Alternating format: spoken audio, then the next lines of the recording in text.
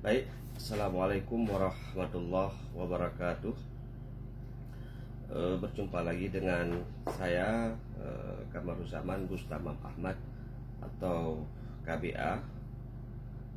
Sebelumnya kita berharap musibah corona yang sedang menimpa di beberapa negara bisa terselesaikan atau bisa di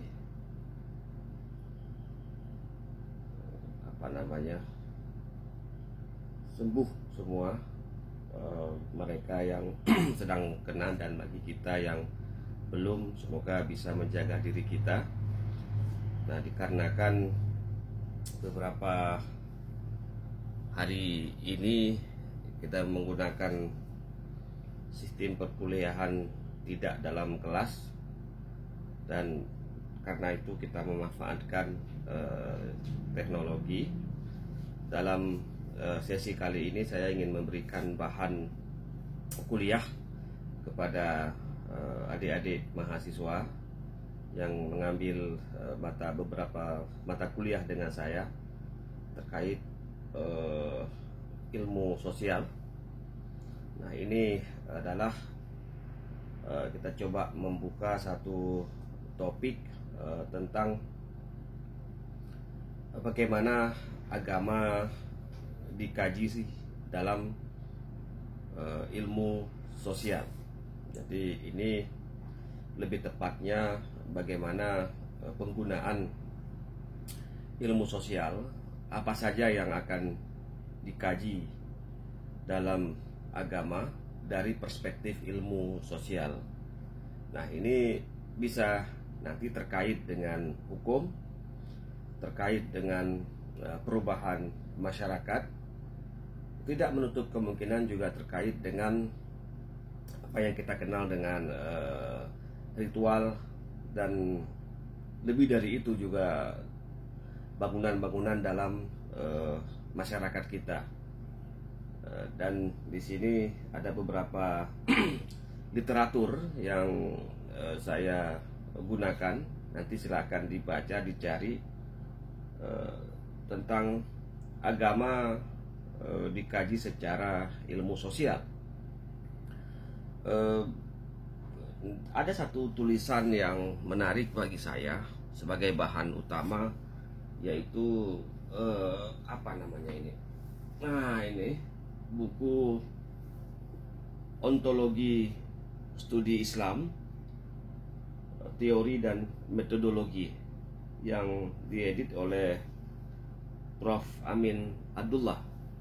Dalam buku ini ada satu bab khusus tentang pendekatan sosiologi dalam studi Islam yang ditulis oleh Prof. Atok Muzar, yang merupakan guru besar waktu itu di UIN Sunan Kalijaga, dan ini merupakan pidato pengukuhannya sangat bagus ketika beliau mencoba menarasikan bagaimana pengaruh ilmu sosial dalam studi agama. Dalam buku tersebut atau dalam tulisan ini, Pak Atok Muzar menceritakan bagaimana kait kelindang ilmu sosial, khususnya sosiologi dan mungkin juga antropologi, ketika memahami hukum Islam. Namun sebelum itu Pak Atok memberikan atau menarasikan ada 5 hal yang distudi oleh ilmu sosial dalam agama. Yang pertama adalah bisa jadi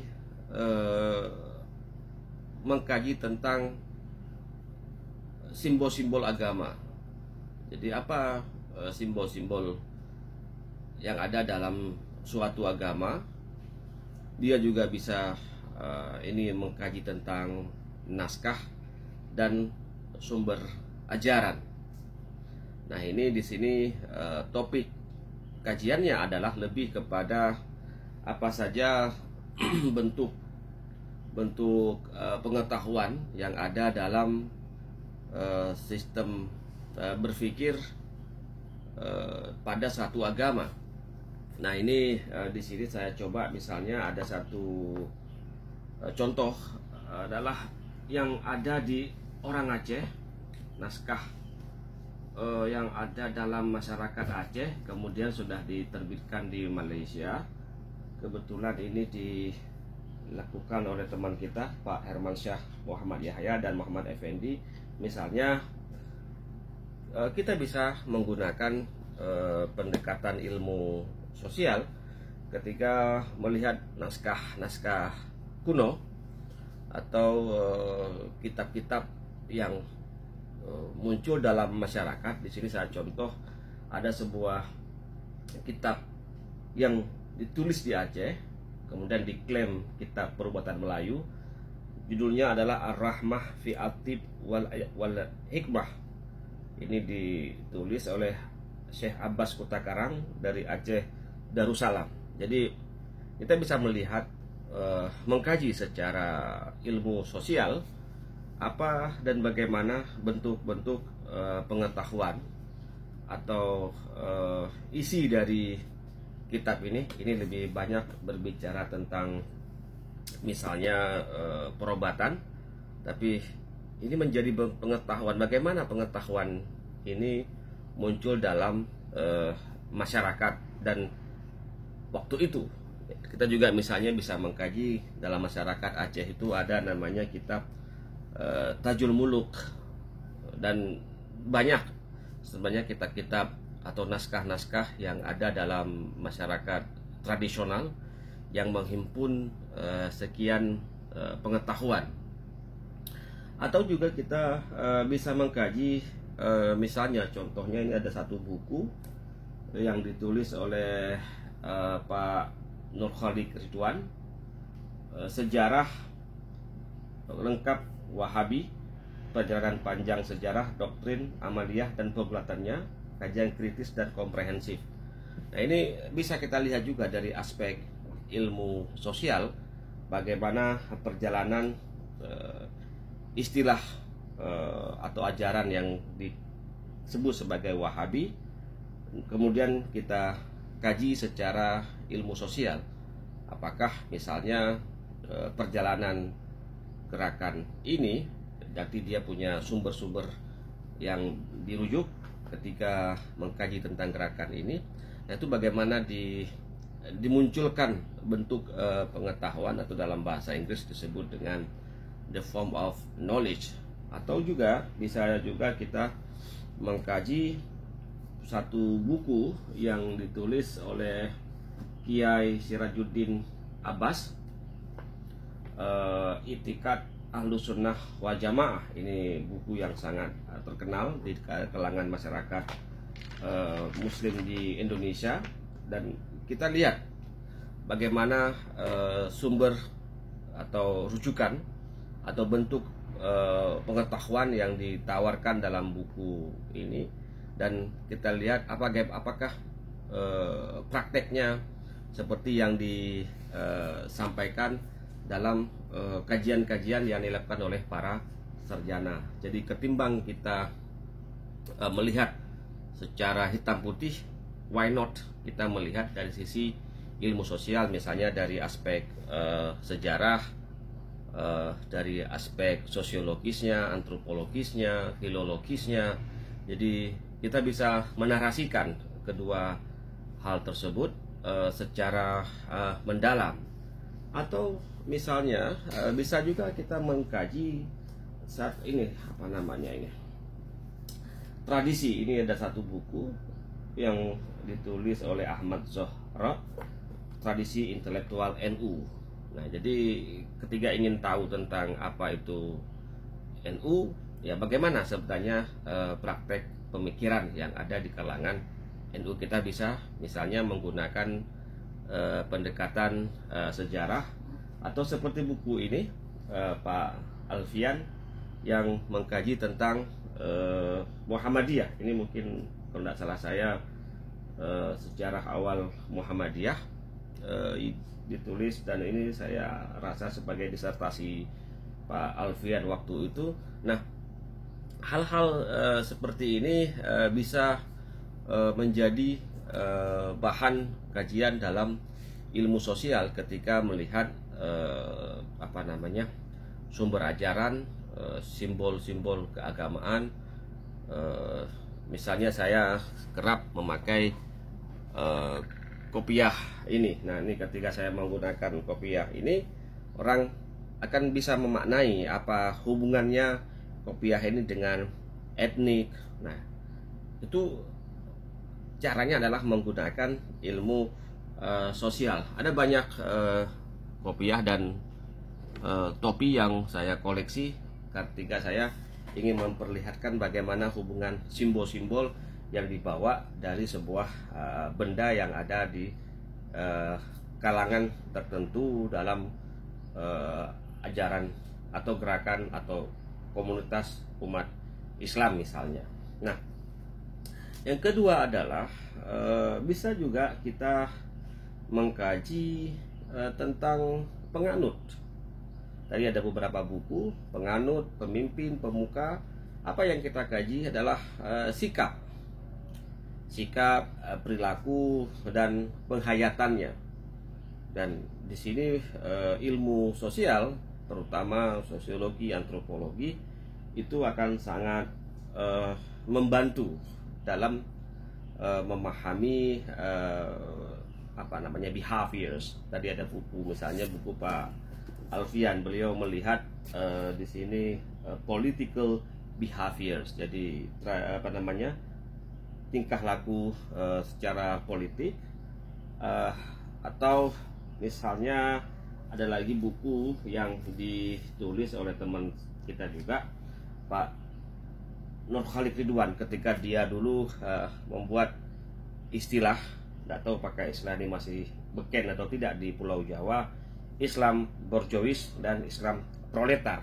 Nah, ini sebuah gugatan yang dia tulis secara sosiologis tentang perilaku, tentang sikap, pemikiran, atau ya daily life sebagian kelompok muslim kelas menengah di Indonesia.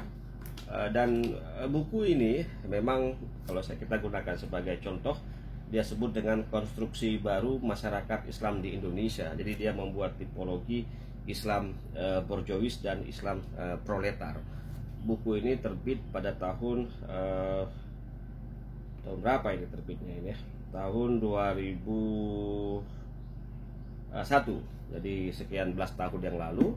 Dan ini sebenarnya bagaimana kemudian nuansa-nuansa sosiologis, nuansa antropologis yang ada dalam buku Pak atau teman kita ini, Nur Khalid Ridwan. Nah, tema yang kedua ini lebih banyak melihat tindakan nyata. Ketika tadi juga ada istilah Wahabi, istilah Aswaja dalam masyarakat. Atau saya kasih contoh lain, satu buku yang sangat fenomenal, mungkin jarang dikenal, ketika misalnya Prof. Nuruzaman As-Sidiki menulis tentang biografi pemikiran ayah beliau, Allahyarham Tengku Muhammad As-Sidiki, tentang fikih Indonesia. Apa pola pikir, metode, apa aspek sosiologisnya, sehingga Allahyarham, kedua beliau guru kita ini, memunculkan istilah fikih Indonesia. Jadi jauh sebelum ada KHI, jauh sebelum ada mazhab nasional yang pernah diutarakan oleh Allahyarham Profesor Hazairin, Profesor Hasbi As-Sidiki telah memunculkan fikih Indonesia, yaitu fikih yang berkepribadian Indonesia. Jadi jauh sebelum ada konsep Islam Nusantara dan Islam macam-macam yang timbul hari ini, pada tahun-tahun awal, mungkin ini memang rekaman jejak pemikiran Tengku Muhammad Asbi As-Siddiqi dalam diceritakan bagaimana gagasan dan perjuangan yang dilalui oleh seorang Hasbi As-Siddiqi. Beliau merupakan salah satu penulis dari Aceh yang sangat luar biasa banyak karyanya. Untuk tahun-tahun beliau berkiprah di PT IAIN waktu itu tidak disangkal bahwasanya Allah yarham Tengku Muhammad Asbi As-Siddiqi memiliki jasa yang amat luar biasa. Bahkan dalam satu tulisan Pak Atok Muzar menceritakan bagaimana pemikiran hukum Islam di Indonesia itu sangat luar biasa dampaknya dari Hasbi As-Siddiqi. Nah, narasi untuk menceritakan konsep fikih Indonesia dan Hasbi As-Siddiqi tentu menggunakan ilmu sosial, yaitu pendekatan sosial sejarah. Jadi bagaimana aspek sosiohistoris dalam konsep yang ditawarkan oleh misalnya dalam fikih Indonesia. Nah, ini semua memberikan kita nuansa bahwasanya agama sekali lagi bisa dikaji dari perspektif ilmu sosial. Jadi buat adik-adik bisa misalnya mengkaji apa saja yang muncul, tren-tren yang muncul dalam masyarakat kita hari ini di sekitar kita. Jadi apa yang terkait dengan rasa keberagamaan kita dalam masyarakat hari ini. Kemudian bisa juga dalam studi agama dari perspektif ilmu sosial adalah mengkaji ritus. Nah, ini menarik, ritus, kemudian lembaga-lembaga dan ibadah-ibadah seperti sholat, puasa, perkawinan, dan waris. Di sini ilmu sosial tidak mengkaji pada aspek normatif, lebih pada aspek sosiologis. Jadi bagaimana sebenarnya perubahan masyarakat, bagaimana gejala sosial, kemudian bagaimana gejala budaya dalam suatu masyarakat. Misalnya, saya sering memberikan contoh ketika bulan puasa. Ini sebentar lagi kita akan menghadapi bulan puasa, tepatnya bulan April mendatang. Itu secara sosiologis masyarakat akan berubah polanya. Jadi secara serampangan kita lihat nanti banyak iklan yang akan masuk kembali nuansanya nuansa Islami.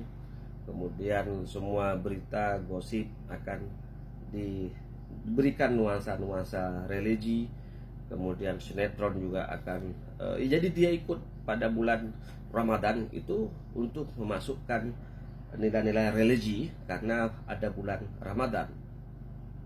Kalau dalam masyarakat kita di kota Banda Aceh, kita akan diserbu dengan berbagai kuliner dan itu menjadi sebuah ajang bisnis. Terlebih lagi dengan saya sering mengatakan Republic of Risol.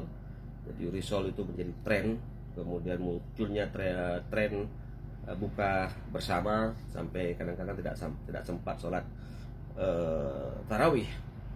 Kemudian munculnya kita air tebu di mana-mana, air kelapa, dan itu berjalan. Tetapi begitu nanti 1 Syawal, hal-hal yang tadi itu hilang dan masyarakat kembali lagi memasuki daily life dia atau ritus-ritus dia itu ya seperti biasanya. Tapi begitu masuk dalam bulan puasa, gejala sosial sedikit berubah. Terlebih lagi misalnya bisa juga kita lihat pada aspek haji misalnya. Haji itu bagaimana kemudian orang sebelum naik haji harus mendaftar ke Sisko Haji. Kemudian dia juga diberikan sekian fasilitas karena dia membayar. Bagaimana fenomena antri untuk bisa naik haji, kemudian bagaimana titel haji itu tersendiri. Ketika mereka pulang dari haji, orang kadang-kadang tidak suka jika dia tidak dipanggil gelar hajinya. kemudian pergeseran makna haji dulu, haji ke Timur Tengah secara historis itu adalah mereka yang melanjutkan belajar dan durasinya bisa berbulan-bulan untuk sampai di sana. Dan tidak sedikit dari para ulama dulu yang berhaji. Ada saya punya itu tentang sejarah haji di Indonesia, di Nusantara. Itu mereka tidak pulang karena meneruskan untuk menuntut ilmu pengetahuan. Jadi sebenarnya dulu haji itu untuk meneruskan tradisi keilmuan, tapi hari ini haji bisa jadi dengan berbagai faktor. Ada namanya haji abidin, haji atas biaya dinas, kemudian macam-macam istilah yang muncul hari ini. Dan ini pergeseran dalam masyarakat ketika dikaitkan bukan dengan ritual haji itu sendiri, tetapi dampak sosial dari kata haji. Nah, ini muncul dalam masyarakat. Jadi misalnya orang Aceh sebelum berangkat dia akan melakukan proses pesiju, dan pesiju itu ada kadang di rumah, kadang juga di kantor, di tempat-tempat, dan mereka kadang-kadang menganggap itulah sebagai perjalanan terakhir, dan siapa tahu mereka akan wafat atau meninggal dunia di tanah suci. Jadi ada sekian aktivitas sosiologis yang itu dilakukan karena berkaitan dengan istilah haji. Nah, ini disitulah peran dari ilmu sosial atau pendekatan sosiologis. Nah, misalnya saya juga punya kopian buku dari Bowen, dia salah seorang antropolog dari Amerika. Ketika dia menulis misalnya Muslim Through Discourse, Religion and Ritual in Gayo Society. Jadi dia bagaimana menjelaskan ritual-ritual dalam masyarakat Gayo dari kajian antropologis, apa yang berkembang dalam masyarakat Gayo.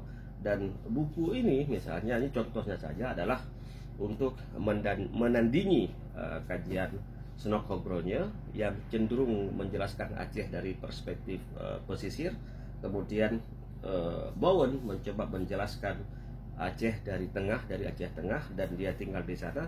Ada beberapa karya yang dia tulis tentang masyarakat Gayo. Jadi dia melakukan proses kajian etnografi tentang ruang orang Gayo, pemikiran orang Gayo, kehidupan orang Gayo, ritual apa saja jimat yang digunakan oleh masyarakat Gayo.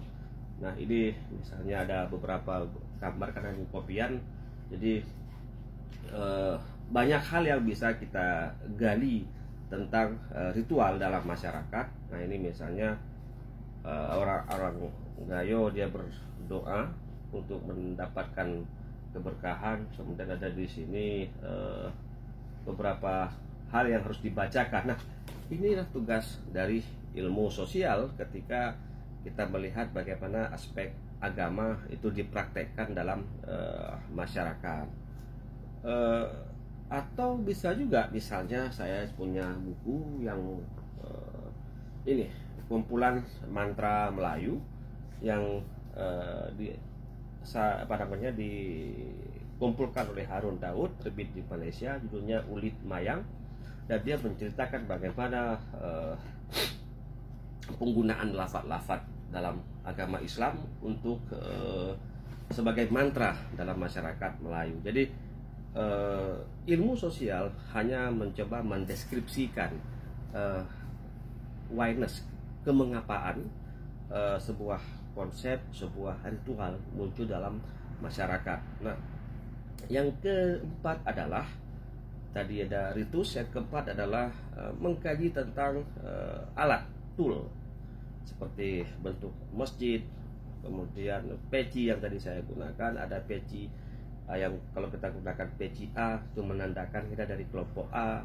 Kemudian bagaimana bentuk masjid, dan ini juga terkait dengan arsitektur.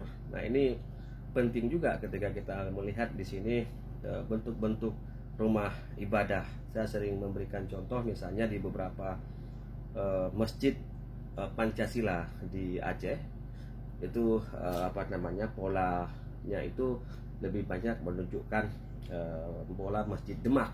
Nah, ini suka tidak suka Masjid Pancasila yang ada di Aceh dan juga di UIN misalnya, itu adalah perjawatahan dari nilai-nilai budaya Jawa yang dijadikan sebagai tool, alat oleh Pak Harto waktu itu dalam ruang rumah ibadah. Jadi ini ada beberapa yang kita lihat, misalnya di Sili juga ada, saya pernah menemukan Masjid Pancasila, dan itu disadari atau tidak memang berbeda misalnya dengan masjid yang mengambil seni arsitektur dari Timur Tengah. Kalau di Banda Aceh misalnya sekarang yang ada masjid di Lamprit, Masjid Oman misalnya, kemudian ada beberapa masjid yang mengambil seni arsitektur dari Timur Tengah. Tidak sedikit juga misalnya masjid yang menggunakan kalau di Setu itu menggunakan kopiah Muketuk.